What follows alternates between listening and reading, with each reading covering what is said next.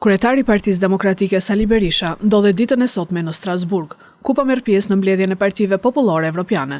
Në fjalën e tij, zoti Berisha tha se në Shqipëri po luftohet ndaj një diktature dhe kërkoi ndihmën e PPS për ta mposhtur atë, duke shtuar se do të jetë mirënjohës.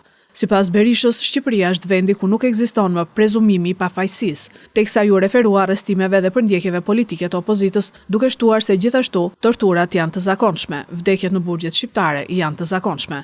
Vrasësit, trafikantët, vrasësit serial bëjnë ligjin në zgjedhje. Ata janë të gjithë të përfshirë në procesin zgjedhor dhe mbjellin frikë dhe terror tek qytetarët, u shpreh Berisha. Ai vazhdoi fjalën e tij me bindjen se nëse vjen në pushtet Partia Demokratike, toleranca do të jetë zero ndaj krimit. Tolerancë zero ndaj krimit. Kjo është e vetmja rrugë për të shpëtuar vendin tim. Zonja dhe zotërinj, euro në Shqipëri është narko-euro. Euro është zhvlerësuar 35% në krahasim me lekun ton. Eksportet po vdesin nga viti në vit. Ato ran 32%. Mira shqiptar humbën punën. 1.099.000 shqiptar u arratisën në zonën Schengen për shkak të varfërisë dhe humbjes së vendeve të punës.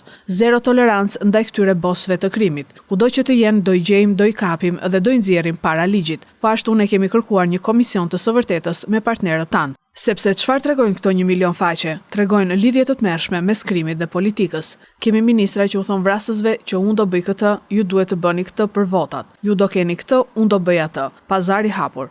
Këto transkripte duhet të shohin dritën e publikut. Duhet të jetë shumë ndihmuese edhe për vendet evropiane, përndryshe Shqipëria do të jetë një eksportuese e madhe e kriminalitetit në mbar Evropën dhe botën, tha zoti Berisha.